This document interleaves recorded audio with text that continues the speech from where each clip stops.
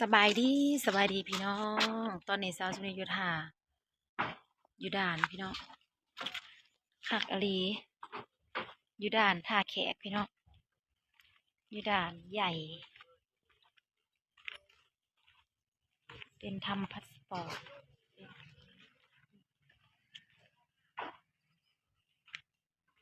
มีหนังสือแล้วก็มีอันบัตรพี่น้องเลยเอากระสิไปคนละหมองคนละบอลบางคนก็เจ้าก็ขี่เรือเอาบางคนก็ขี่รถแต่สาวสุนีจะขี่เรือพี่น้องเรือเขาเจ้าอันมีหลังคาคักๆเรือนะพี่น้องเลยก็คือซุ่มเข้าไปคนกำลังทยอยกันลงมาเรือมาแล้วแม่นบอกว่าเจ้าของแม่นประจักไปกันด้วยพี่น้องสิขามไปอันฝั่งนั้นก็คือสิเป็นอัน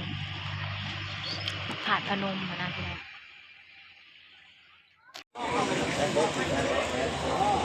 ปาดเอามือออกในโลกได้อยู่มันคง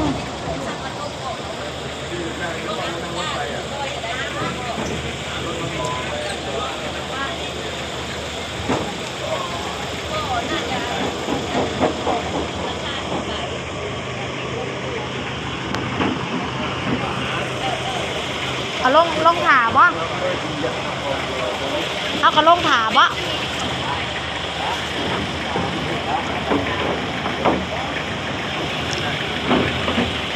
เพราะฮับเนี่ย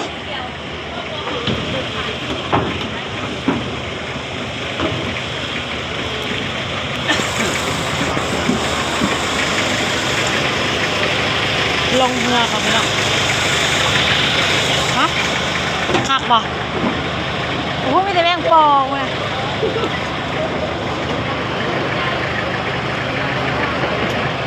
จักบ่8 โมงกูนั่งอันนั้นนะมา8 โมงเกินอะไร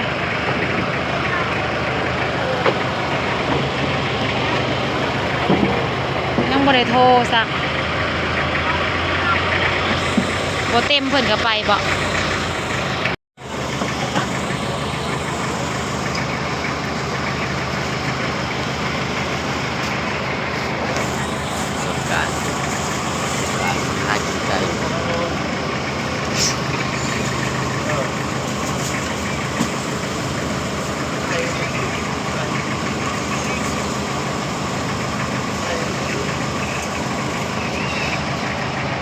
มาเป็นตัวผู้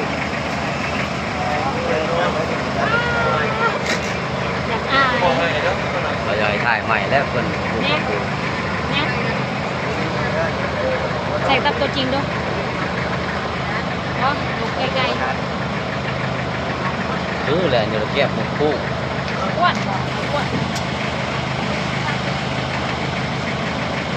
คิ้วกาโบมี่ลกเองจะมาคิ้วตะกี้เนาะบริแต่งงานแบบธรรมศาสตร์นะ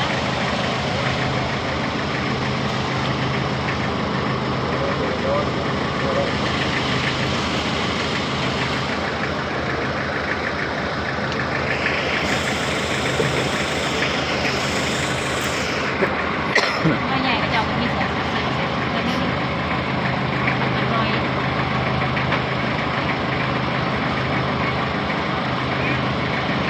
แต่มันไกลไปได้ดอกพี่น้องไก่เนาะไก่กว่าฉันเอาไปแถวดอนตาลแถวสมุทรสาครไก่อันนี้มันไกลๆตรงนี้มีกันไกลไปดอกหางข้าวแล้ว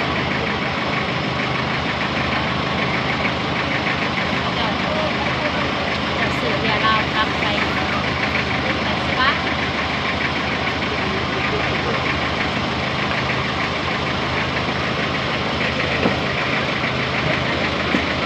ไม่เที่ยวเลยครับไม่เที่ยวเลยครับ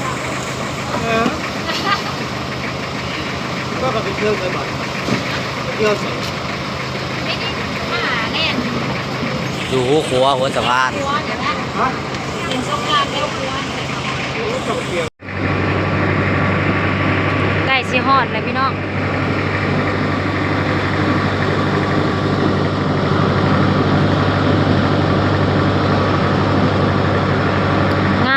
างไทยนะ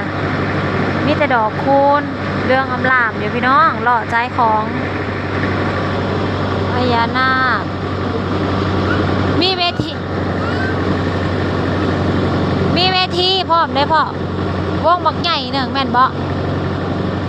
พระเจ้าจัดงานได้นะ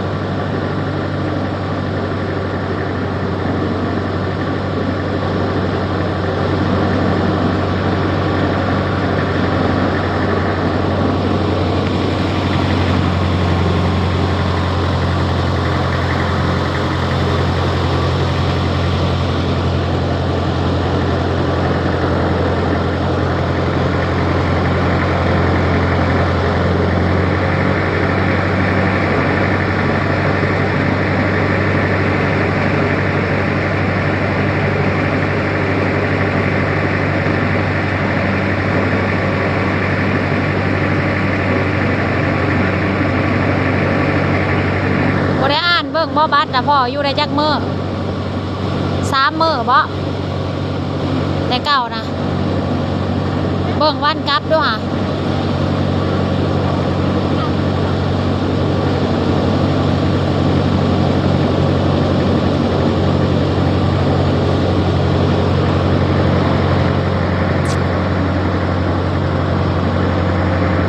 เพราะว่าเขาสิไป2 มื้อพี่น้องพ่อถ่ายอันนี้งามมาเลยสาธุนี่นะ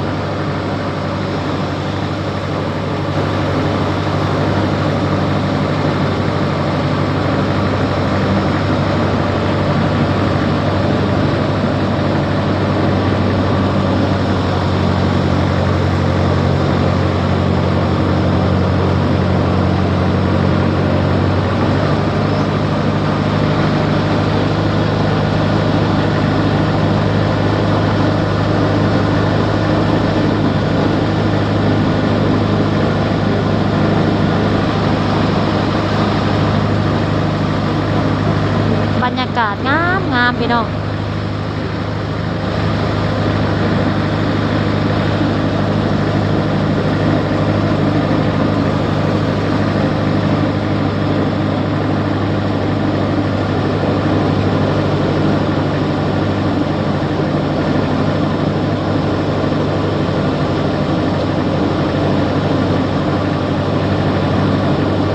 มาหอดแล้ว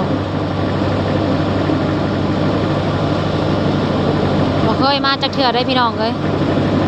สาวสุปนีก็ได้